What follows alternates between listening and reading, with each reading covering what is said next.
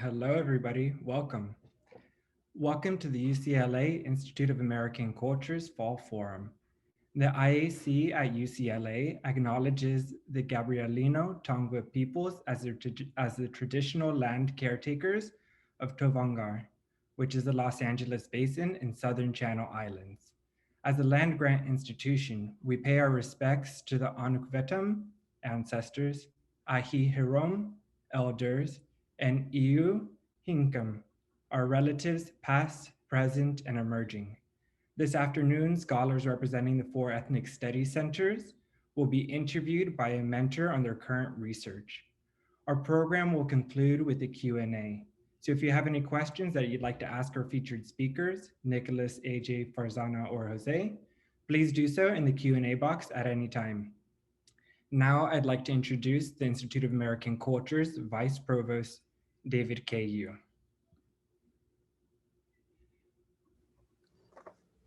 On behalf of the Institute of American Cultures and Ethnic Studies Centers, welcome and thank you for attending today's Fall Forum. UCLA is the only University of California campus with organized research units dedicated to ethnic and indigenous studies. And we have about 250 affiliated faculty members across the campus.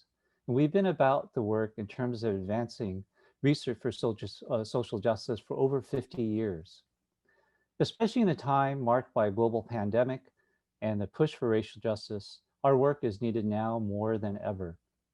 And while I wish that we could be together in person, the virtual format that we're using today does allow us to extend our reach and also to grant access to a greater number of people.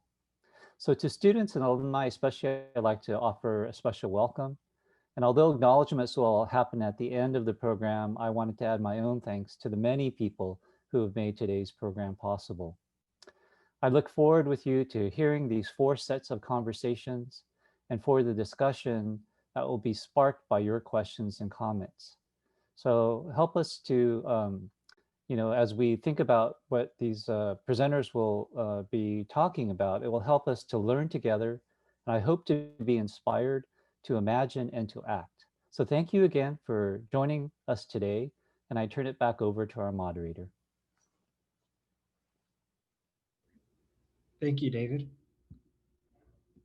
Our first session, Salvaging Anthropology and Settling Sovereignty, will feature Nicholas Barron, Associate Faculty of Anthropology at Mission College, Santa Clara, interviewed by Aaron Davenport, Associate Professor and Vice Chair for Graduate Studies in Anthropology and Associate Director of the American Indian Studies Center at UCLA. So welcome, Nicholas and Aaron.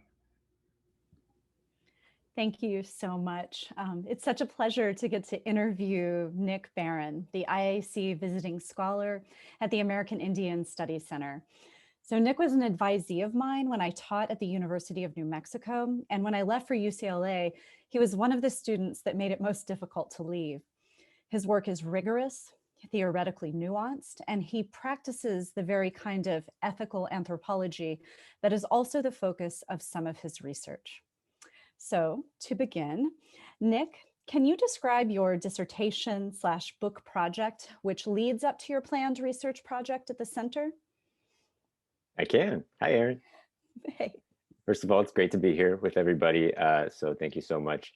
I guess maybe a prefatory statement before the book project is I'm a cultural anthropologist by training, and most of my teaching is in anthropology, but the research that I do really focuses on the history of the discipline and the discipline's relationship with imperial practices and ideas in the United States. So the book is an extension of that, but it really narrows in on the research that I've been doing for a number of years now in the US Southwest, looking at the development of anthropology, really applied anthropology, and the Esquimalt tribe in Arizona, looking at how indigenous peoples have really used anthropology and anthropologists to realize their own political goals. In the case of the Yaqui, the high point of that being their achievement of federal recognition as an American Indian tribe in 1978, despite being a diasporic indigenous group with roots on the other side of the US-Mexico border. So it's a micro historical project, definitely. It's not, I don't think it will appeal to everybody necessarily. If you tell somebody you do the history of anthropology, there's not a whole lot of oohs and ahs, but I hope that the larger implications of the research will speak to those who are also trying to kind of parse the entanglements of science and politics in other times and other places. So yeah, that's the book project. Thank you so much. Can't wait for it to come out. Can you tell us about your proposed project at the center and how it connects to your past and future research interests? Sure. Yeah.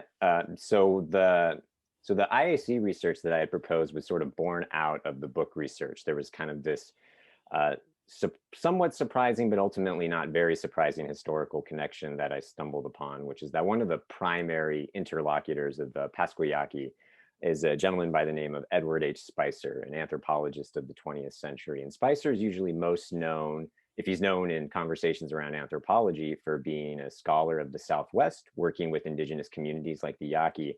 But really his entry into the field of applied anthropology didn't really come from Indian country. It really came from World War II and Japanese internment camps.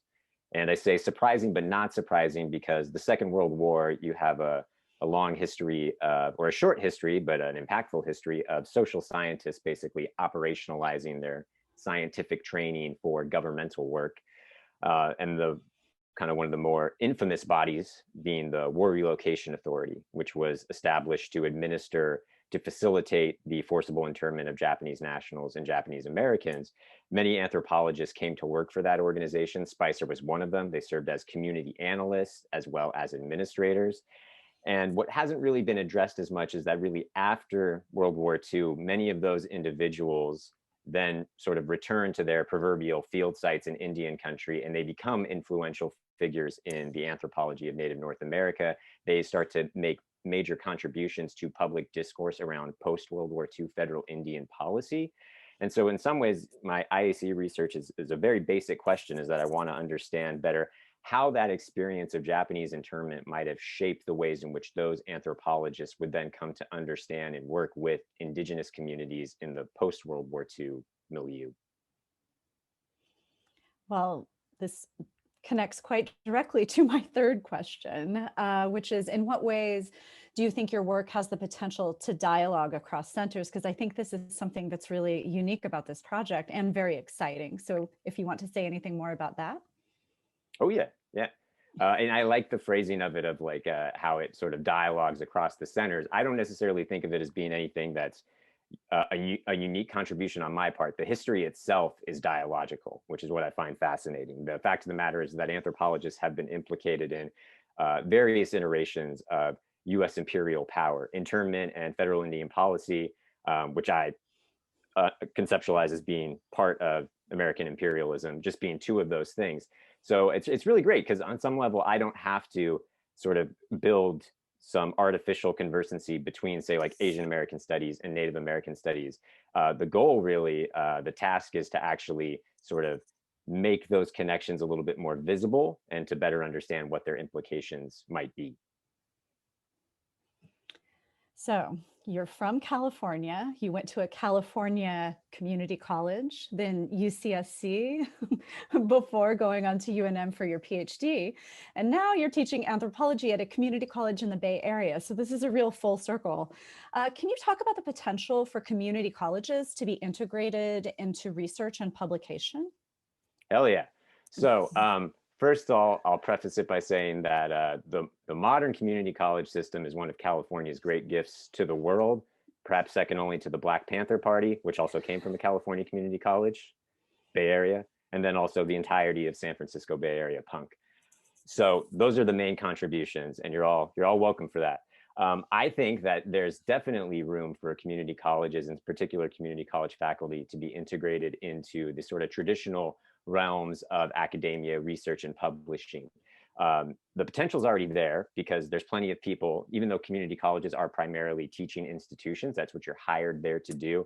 There's many folks that I work alongside who still continue with the limited spare time that they have to conduct research, writing, and publishing. I also just think on some very basic level, there's a practical need for it. We all know that, tenure track positions at research universities are becoming fewer and fewer, right? So that means that the kind of tributary that academia would usually pull from to actually get research and publishing is getting smaller and smaller. So we need more people. And I think it's important to look at other sites. The question I think is how to go about doing that. I think the IAC, kind of opening up scholarships in this forum to folks like me who maybe otherwise wouldn't really be able to participate in these kinds of realms. I think that's one way to do it. It's a nice way to kind of move the needle forward. I think it's just the beginning though, partly because even the stream that leads to community college, it's a wonderful stream, but it's still, predominantly white. First of all, if we're talking about our tenured track faculty at community colleges, also the majority of folks are adjunct faculty. So you're dealing with people who not only lack traditional institutional support, they just lack the basic income and necessities that you need to live a dignified life, right? So I think, it's incumbent upon all of us who detest the idea of the academy just being this sort of lily white ivory tower that's divorced from the material conditions of everyday life. Make sure you're communicating with your regents, your trustees, basically anybody that writes the checks. Make sure that you're holding your local, state, and federal representatives accountable so that education becomes what it should be. It's not a perk, it's a social necessity. Just for the California folks, basically like if you voted no on Proposition 15 or 16, you got to get out of the way. That's it. Well, that is fantastic. We are out of time, but I just want to say what a pleasure to talk to you, and especially since you were able to invoke Bay Area punk rock. So thank you so much, Nick Barron, and it's been a real pleasure to talk with you today. You too.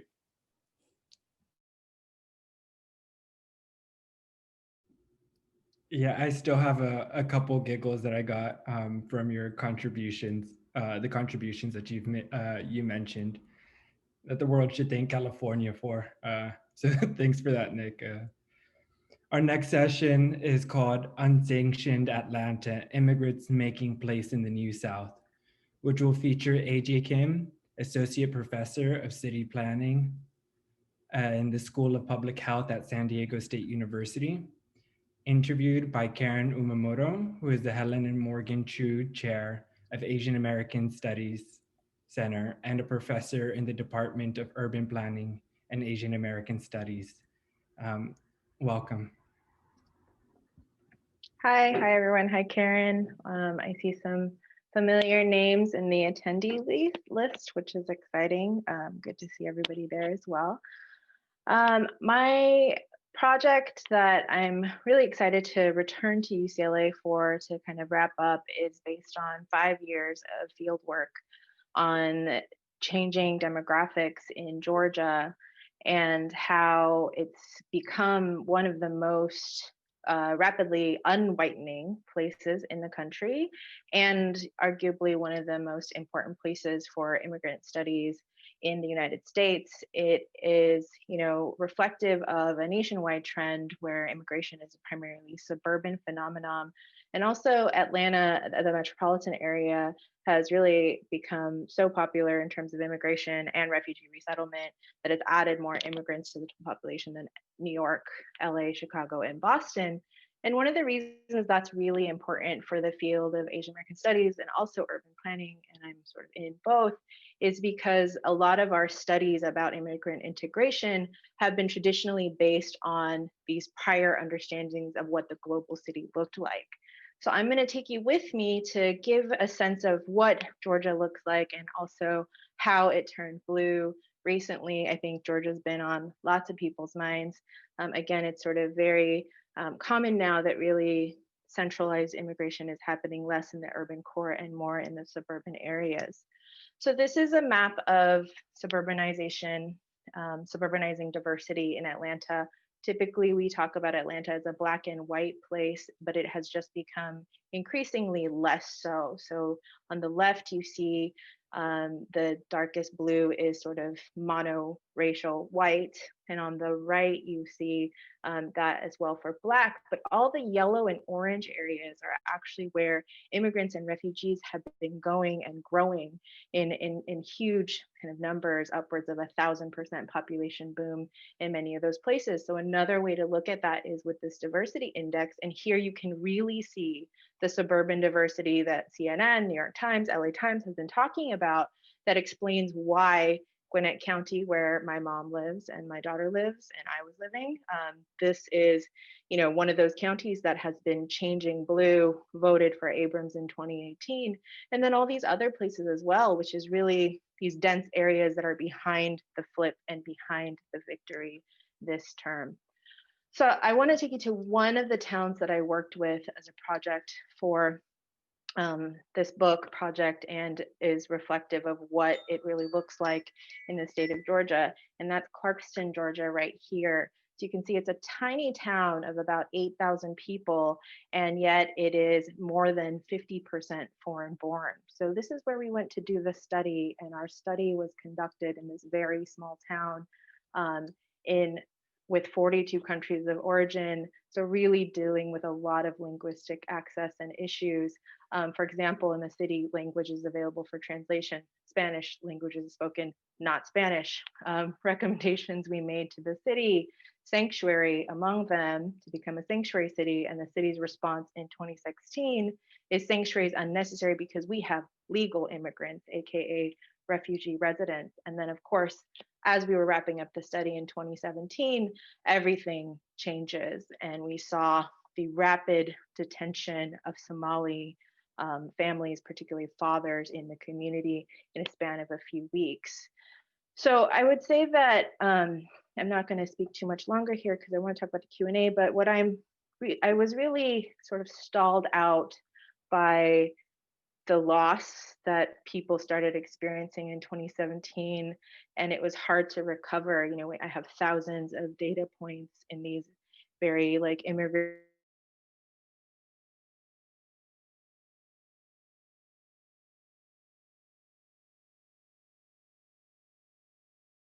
through the fellowship is really move further on the book, but also think about the role of nonprofits in this post period, so the 2017 to 2020 period, in responding to new attacks at the federal level, and then the types of power that has been maintained at the local level for both city planning staff, but also communities and nonprofit organizations. So I'm going to stop right there and stop my screen share, and Karen and I think we'll chat for a bit. Yeah. I think we only have time maybe for one question, maybe two, but I'm so excited that you're coming to UCLA as our visiting scholar, and I can't wait to see you in person, hopefully later on this year or next year. I wanted to know, your book that you're working on, it's called Immigrant Atlanta, and it's based on 5 years of field work, 2,600 surveys in 6 languages. And I'm just wondering if you could give us a little preview of what one of your kind of aha findings were that you can share, based on this amazing qualitative research project. Yeah, I had a slide on that I can share, and it's sort of funny and also sad and dark and bleak. So it's really great, I guess, rich ethnographically. The city had the impression that Clarkston was a really safe place for immigrants and refugees to resettle. And as we were doing focus groups, particularly among children, we're doing cognitive mapping exercises. And there was a lot of guns and knives that were being drawn by elementary school students. So we kind of took that to the city and said, hey, the children are kind of drawing a lot of images of violence. What do you think is happening? And the city's response was, oh, they're likely talking about what they experienced in Rwanda, or Somalia. And when we went back to the nonprofit org and the kids themselves, they said, oh no, this is my neighborhood apartment complex. This is in Clarkston. This is where we're really seeing a lot of gun violence and knives, and we don't feel safe walking from school to home. And when we kind of took that back, the city was really surprised, because in their experience, everybody had said, oh, we're so grateful to be here, it's so safe and wonderful. And then we were actually having a different experience on the ground, right? Yeah. No, that's the beauty of qualitative ethnographic research that you're doing. I know we only have 1 minute left, but on a personal note, do you mind sharing where you grew up, what took you to Atlanta, and just something brief about how that shaped your research agenda moving forward? Yeah, part of the reason I'm super excited to be at UCLA is because my doctorate is in urban planning from UCLA. I grew up in LA. I did a lot of work as an organizer in Koreatown. And I think when I, got the job offer to go to Georgia Tech, I felt like definitely when I landed there that this is a different country. Like as a Californian to go to the state of Georgia felt like it was a different country.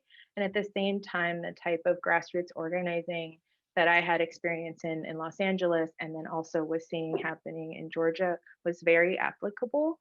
And as a scholar, I think that type of model where it's qualitative research, it's ethnographic, it's participatory, but also is connected to this deeper base of organizing and movement work is such a powerfully grounding experience. And I think I had that both in LA and in Atlanta, and it's really helped me connect kind of everything together. Okay, thank you very much. And let me pass it back to Christopher for our next set of speakers.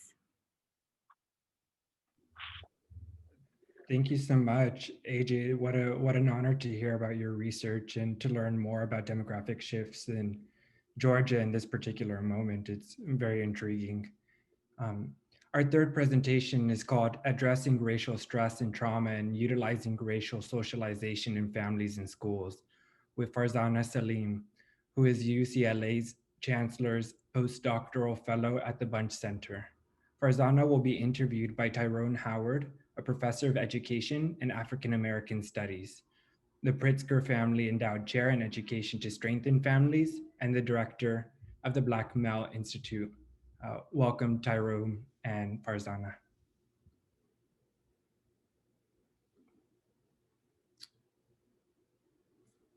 Thank you. It's my honor to be here. Farzana, how are you? I'm doing well, I'm excited to be here as well. I know our time is short and I think they want to hear more from you than me, but I had the honor to work with you along with my colleague, Audra Langley from the School of Psychiatry, as well as the Semel Institute. Tell us a little bit about your interests, your research interests and your career trajectory, please. Yes, so essentially, thinking about my research, a lot of my work focuses on how we talk to youth about race and how we prepare them for racial discrimination. And so thinking some about kind of what inspired kind of my research interest and career trajectory, I've always been very interested in race and culture. I think growing up in an African-American and South Asian family in Atlanta, Georgia, actually, that I think always that sparked an interest in me in kind of that area of research. And the path was kind of lighted to pursuing a PhD in clinical community psychology through my participation in the McNair Scholars Program as an undergraduate, which is a program that's really focused on preparing undergraduate students for involvement in research and pursuing doctorates. And so from that experience, I ended up kind of pursuing a PhD in clinical community psychology, and where I'm trained to both do research and be a therapist. And a big focus of my research throughout my graduate program was really focused on understanding the impact of different types of racial stressors on the mental health outcomes of youth of color, with a big focus on Black adolescents. And in particular, really thinking about what are factors that can help reduce the negative effects of race-related stressors for youth. And a part of that is thinking about racial socialization for me. So how adults and other influencers really are thinking and talking to youth about having pride in their race, preparing them for discrimination, and generally equipping them with coping skills to manage race-related stress. And so I think a lot about how these protective factors work across contexts too. So not just in the family context, even though we know that that is a primary context where a lot of times youth get their first introduction to understanding race and preparing for discrimination, but also within other contexts, like in the neighborhood context, as well as the school context. So that's a quick kind of snapshot and overview of my work and inspiration for it. Thank you. And it goes without saying that in this current time, where we know that issues of race have been really at the forefront of much of what we've seen. Only speaks to the importance of your research. So in the time you've been here, you've been quite the productive scholar. You received the Ford Foundation Postdoctoral Fellowship in year 1, the Chancellor's Postdoctoral Fellowship in year 2. Can you talk a little bit about the postdoctoral project that you recently conducted? Yeah, absolutely. So kind of building off that work in graduate school, I really I was thinking a lot about racial socialization in families, and I wanted to think more about another context that's really important for youth, which we know is schools. And so I wanted to understand, how are teachers in schools really socializing youth to have pride in their race, to prepare them for discrimination, and just generally giving them racial socialization messages. And so as a part of that initial grant that we submitted, that was the primary focus. And so there were 2 different aims within the projects that I conducted. And so the first project was focused on collecting self-report data from African American and Latinx adolescents within a couple of different Los Angeles Unified Schools in the area. And in addition to that, we also held some teacher focus groups. And so the primary goal for the adolescent data collection was to understand how youth were reporting race-related experiences and how that was impacting both their mental health and academic outcomes. And then also understanding how they were reporting and experiencing racial socialization in their school, and particularly from teachers. So were their teachers discussing topics of race? Were they taking them to cultural events? We did this this was done in a quantitative way.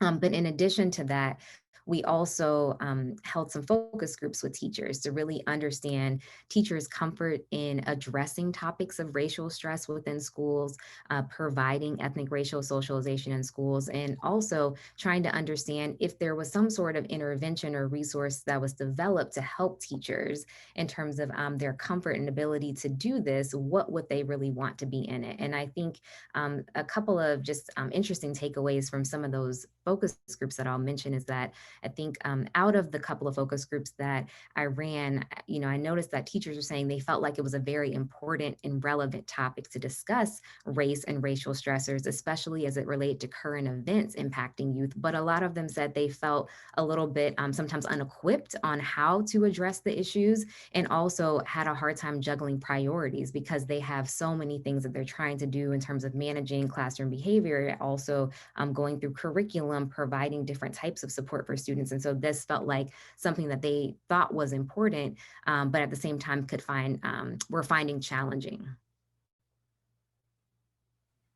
And so one of the things, Farzana, that I've always appreciated and respected about your work is that you take a very community-based approach to this work. And I'm curious as to whether or not you can talk about why that approach is valuable to you, why it's important to you, and how do you plan on making sure that work continues as you move into your newly appointed position as an assistant professor at Stanford? Yeah, for sure. I think a part of that is kind of personal preferences, and also my training and kind of the community psychology piece of my degree. I think that it's really important as researchers and scholars to make sure that not only is the work kind of putting out information in general for other scholars, but that we are making sure the work is translatable and supportive and beneficial for the communities that we're working with. And so that is something that is very important to me. And I think different ways that I do that now and hope to continue to do that in my next role is continuing to take kind of more of a community partnership lens in the work that I do with schools. So thinking about ways that, as I'm presenting the research idea to the schools, to say, how is this topic relevant to your school setting? What are the racial dynamics, racial issues, racial climate at your school? How might this help you? And thinking about ways to provide feedback. So for example, we offered both schools kind of a short feedback session within the teacher professional development setting to provide some feedback and guidance around racial socialization in schools. I think a couple of other ideas and things that I'm working on are finding ways to create just simple resources for families. So I know that a lot of times it's helpful for families and communities to have simple kind of takeaways. So what are some one-pagers that kind of summarize how do you talk to your children about race and what's developmentally appropriate? And so through some service activities, I've been able to help out with some projects related to that. And I think something that's near and dear to my heart that I plan to be working on is also thinking about intervention. So how can we create interventions to address race-related stress and trauma, as well as general trauma, and provide youth kind of with those resources, skills, supports, and coping strategies for them to be able to manage that. And that's something that I'm currently working on as well. Sounds like you got a full plate there, Dr. Salim. So our time is almost at an end, but I want to see if I can add one final question, because oftentimes for postdoctoral fellows, this can be a quite isolating experience where you find a difficult time connecting to an academic home. Mm-hmm. You seem to have been able to figure that out. Can you talk briefly about the way in which your work has supported the mission of the Bunche Center, and how the Bunche Center's mission has supported your work? Absolutely. Yeah, I think that the opportunity to be supported by the Bunche Center Fellowship along with the Chancellor's Postdoctoral Fellowship was a really unique one and a really beneficial one. The Bunche Fellowship Program is one that provides a pipeline all the way from undergraduates through the professoriate. So they want to essentially help connect students within that pipeline experience to get them exposure to research and ultimately at the postdoctoral level help support you into a tenure track faculty position.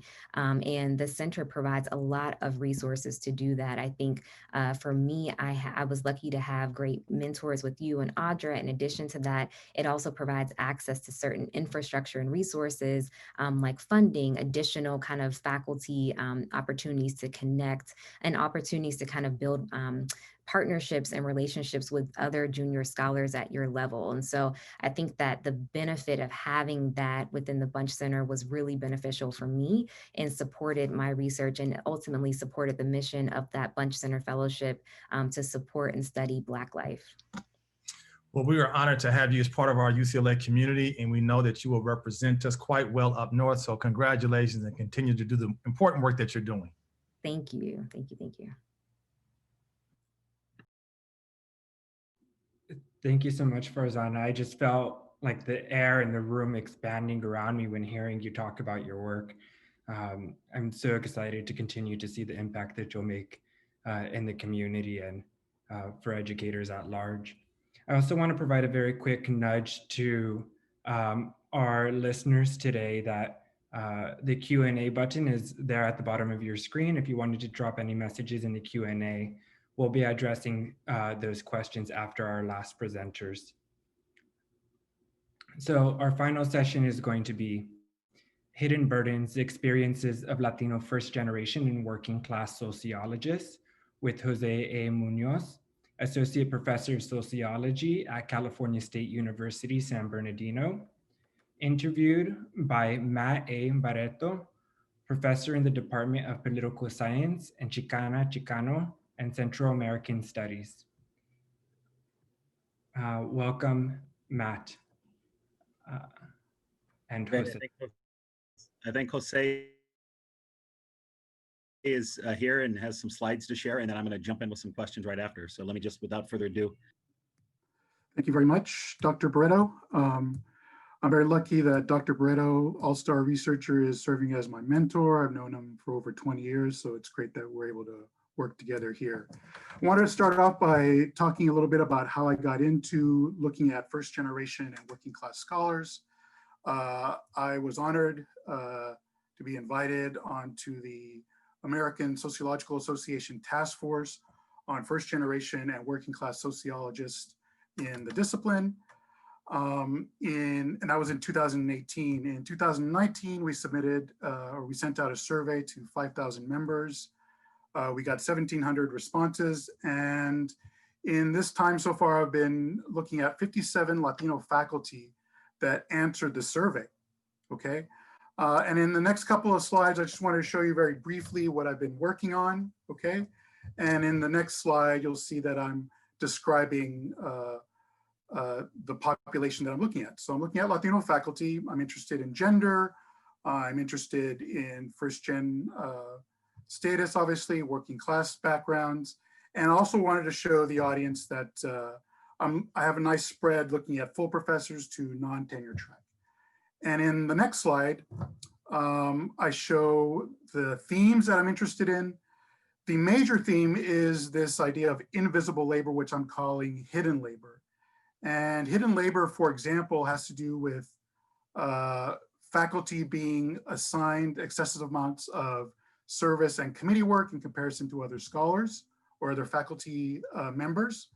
I'm also interested in the extent to which Latino faculty feel isolated in their own departments and whether or not they feel looked down on in their particular department. And it's these three themes that are helping shape my interviews that'll take place over the remaining year, okay? And these interviews, very simply, will be done with 20 faculty members. They'll last about an hour and a half long. And I hope to start this very soon. So I'll end there and we'll see what Matt has to ask for the remaining time. Great, thanks, Jose, for this overview of your project. I think there's a renewed interest over the last 5 years or so in first-generation college students. We don't see a lot on ourselves, on faculty that may also be first-gen and come from a working class background and now be expected to be at the top of this ivory tower, but now navigating this for ourselves. Can you talk a little bit about what some of those other themes are that you plan to explore? You mentioned a couple of them briefly, the hidden labor. What is that like? What does that mean, that first generation faculty experience? And what do you plan to explore in these interviews? Well, in the interviews, apart from talking about what hidden labor means to these faculty members, what are the experiences of being isolated, let's say. I mean, I think we can ask the faculty at UCLA, what are some of these hidden labors? And I think those we can begin to spell out very quickly. But what I'm really hoping to understand is how do faculty begin to react or cope or perhaps even resist hidden labor? So for example, I think one of my contributions will be is how do Latino faculty and first generation working class faculty generally shoulder tensions, conflicts, and other problems that emerge through social interaction? One would be faculty members coming to this particular individual to vent, to complain, to talk about very serious problems they're dealing with in their department, or students coming to that faculty person. And then shouldering also involves that particular faculty member shouldering grief, microaggressions, discriminatory attitudes, and what do they do in those moments? It's not an easy situation. What do you do when someone's discriminating against you in your face or speaks down about a migrant population, let's say? How do faculty react to these situations? Because the discipline, you would argue, demands us to portray ourselves in a particular way. And so that's what I'm hoping to explore a little bit more. Do you expect to come out with any sort of, I don't know, recommendations or ways that we can make this actionable in our universities? Because one of the things I'm thinking about are the ways in which especially assistant professors will face these invisible labor costs, as you mentioned. Mm-hmm. And that work of working with first-gen students and understanding what they're going through and giving them someone to relate to is critical.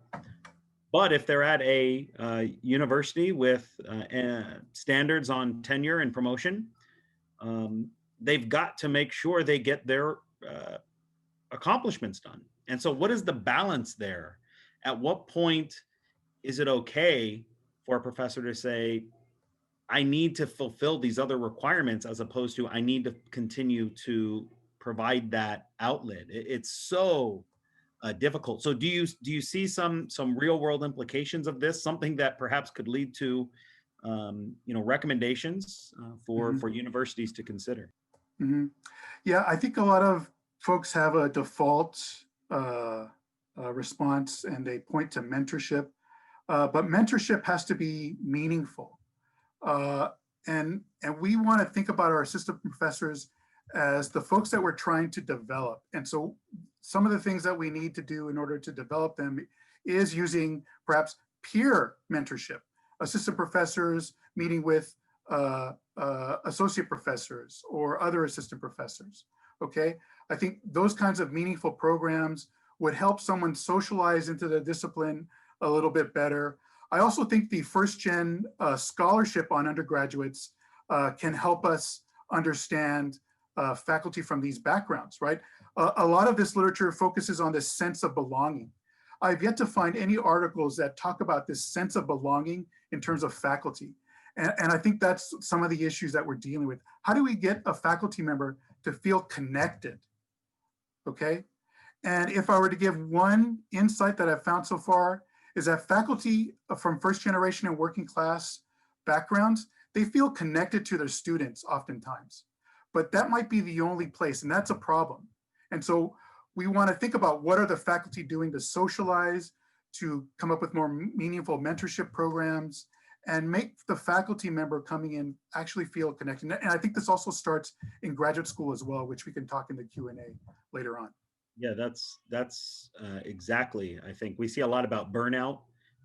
We don't even have great numbers on the number of faculty of color who themselves might be first generation, who never even went through the tenure process because perhaps after 3 years or so, they did not feel that welcoming environment, you say, perhaps felt overburdened and left the academy, which can be quite grueling. So I think that's critical. Can you talk a little bit in our final minute or two here about your methodology? You talked about a really large survey that the ASA, I believe, conducted.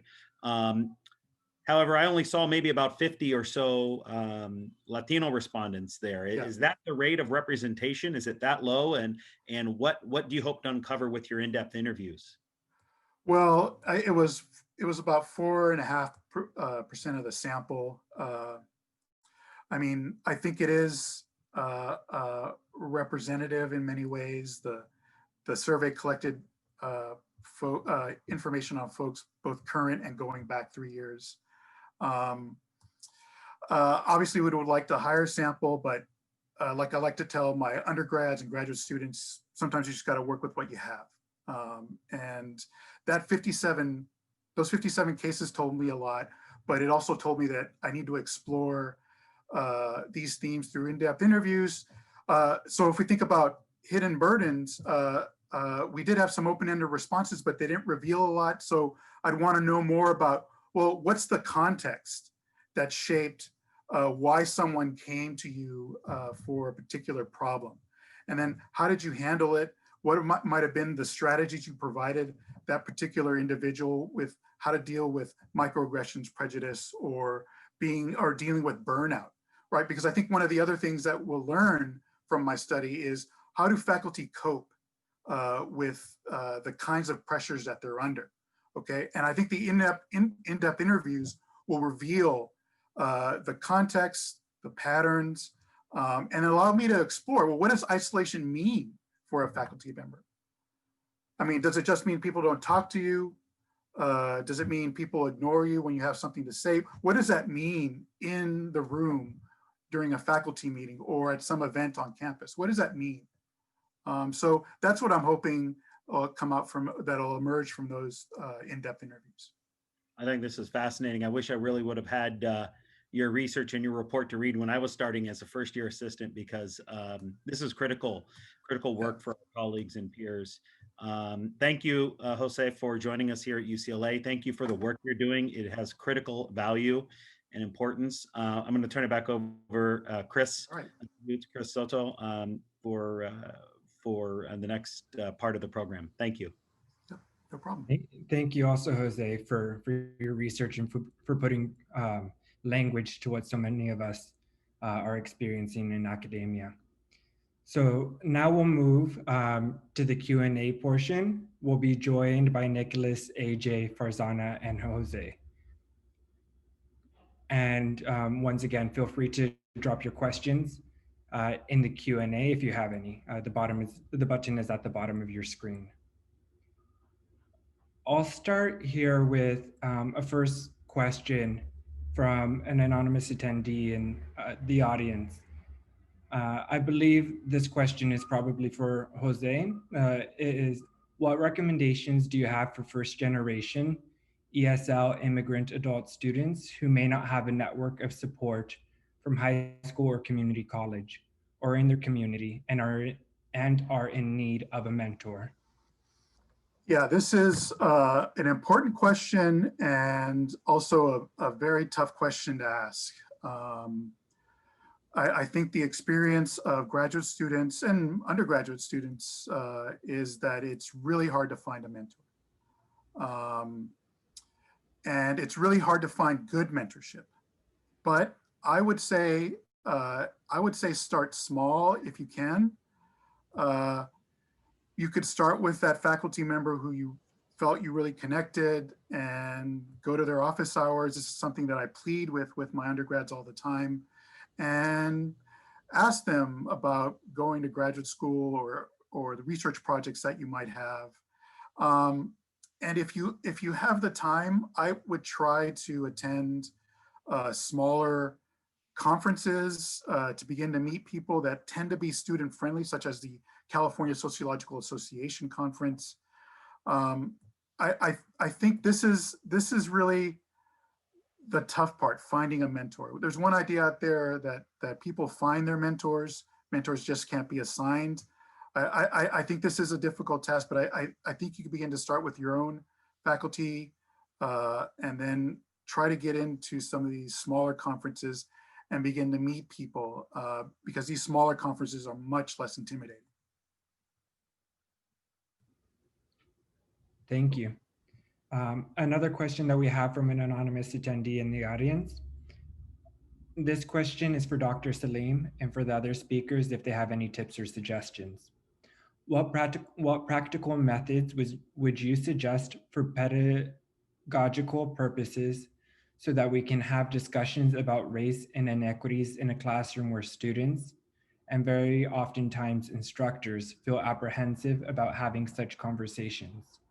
What are some reminders or suggestions you have for instructors and students so that they can have more productive conversations about these issues in a classroom with undergraduate students? Thank you. Absolutely. I think that's a good one where we could talk about that for a while. I think a couple of things that come to mind first, though, in terms of practical suggestions. I think that the first thing is that trust and relationships are really important.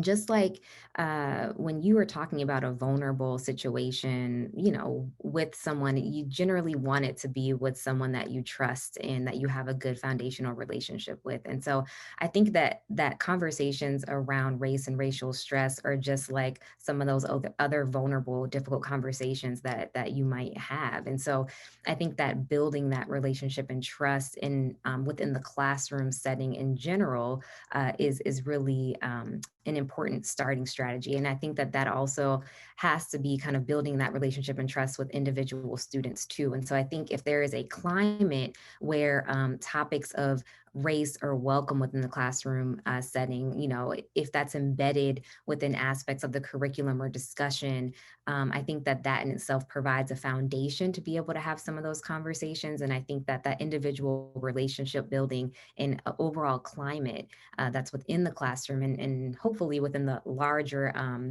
school context is really important as well. I would say another quick thing too that I alluded to earlier is just trying to find ways to promote that climate within the classroom. I think there are different ways you can do that through, for example, integrating curriculum that would allow you to naturally have conversations about race and being comfortable managing those conversations. I think that's another challenging thing about it. When you, especially in the college context, and I think it's relevant across probably K through 12 too, but particularly high school and college, I think the challenging thing sometimes for instructors is like, what happens if I take this top off this, can of worms and I don't know how to put it back on. So if other peers or students make comments that then cause more harm or cause more damage, I think that is a challenging piece. And so I do think that it will be helpful to think about how you begin to build that classroom level climate and building, I think, your comfort as an instructor. And this, I mean, this is for all of us, as we're instructing and wanting to have these conversations. How do we build that climate and build the skills and ability to be able to manage those conversations so that if something does start feeling unsafe or threatening, you can address it, shut it down, and repair. And so those are some really quick initial thoughts about that. Great, thank you. Our next question is from Harmet Kelsey. And the question is, hello, Nicholas Barron. I'm a transfer student from Mission College, ! Currently in the PhD for higher education and organizational change. What challenges and tips do you have for grad students like myself who are interested in working at a community college, both as a faculty and a researcher? Well, first of all, that's fantastic. Pay your union dues, definitely. Don't get a lot of sleep. Find ways, in all seriousness, find ways that you can actually build in your research interest to your pedagogy and make sure that you're communicating with your administrators at community colleges, because they're also interested in finding ways to make sure that you as a faculty member are contributing to their sort of bottom line. And their bottom line is to make sure that people are actually, going through the community college system, they're getting the degrees that they need, they're able to transfer. So if you can find a way to sort of operationalize your research interest and to build that into the larger sort of pedagogy of, say like a community college, there's ways to do that.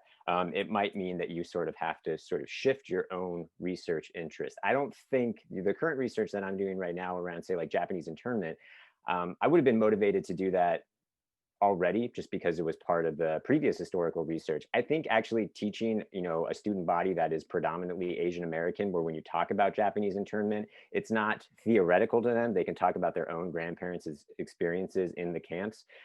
That's something that kind of resonates across the larger community college system, or it can. So, finding ways that you can work with your administrators to build your research, make your research sort of be inevitable for them, basically would be my advice. But definitely pay your union dues.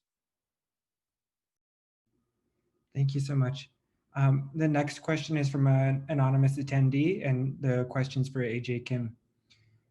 Can you talk a little more about how you are defining the New South and what are the main drivers explaining why immigrants are moving or settling in this area? I think I have a complicated relationship with the term New South. I think that that's been used a number of times to talk about, African American migration, to talk about the movement of Democrats to Georgia, to talk about policy and migration. But it is a term that is mobilized by organizers on the ground to kind of build more power among a new electorate, among like new populations. So that's kind of why I'm using that here. So the second part of the question, Chris, I gave my mind. Let me try and find it again. The question was, and what are the main drivers explaining why immigrants are moving or settling in this area? Oh, yeah. So at the time, it was because refugee resettlement, it's one of the top 10 receiving destinations in the US. Again, though, with the last 3 years and moratoriums on refugee resettlement in the US, that's become a really fraught issue as well. So I think it's slowed a little bit, but it's definitely still one of the most popular immigrant destinations in the US. Thank you for the question. And I think this might be a fun question to close out the evening with. It's from another anonymous attendee, and it's directed towards all speakers. And the question is, if your research was a song or had a theme song, what would it be? I don't have to think. So the song is Land by the band 15. It's from their 1999 album, Lucky. It has the best, simplest, streamlined research question you will ever find outside of academia. The only question in the song is who owns the land, repeated many, many, many, many times. That's my answer.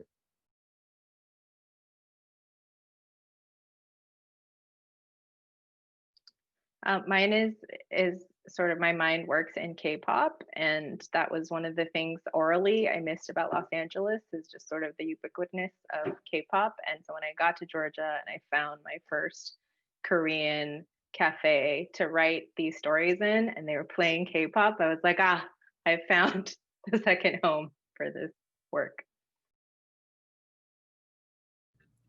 I think it's really hard for me to think of one particular song in this moment, but I do think that genres that are about kind of struggle and freedom, so whether that's blues or thinking about some like hip hop songs, for example, or just even kind of early soul or gospel songs, I think that a lot of those inspire my work in terms of thinking about struggle and also resilience. So I think that that would be kind of the genres that would inform the work.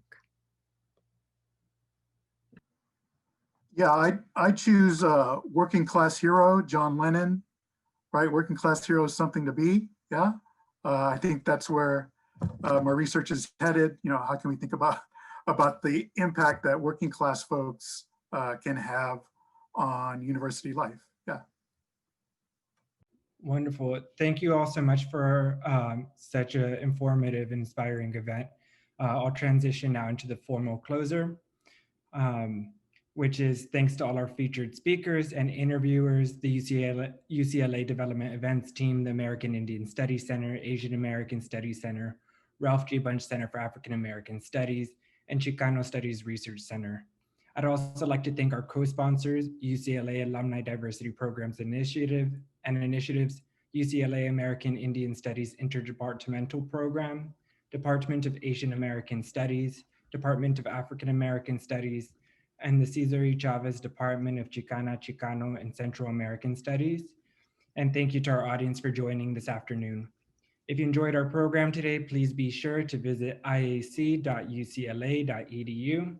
One of the ways that you could support ethnic studies research at UCLA is by making a gift today, possibly in honor of someone you love. If you have any questions about giving to UCLA, then you could find my personal email on the How to Give page of the IAC website, which once again is iac.ucla.edu. Every gift makes a difference. Lastly, feel free to take a moment to fill out the survey on your Zoom screen if you would like.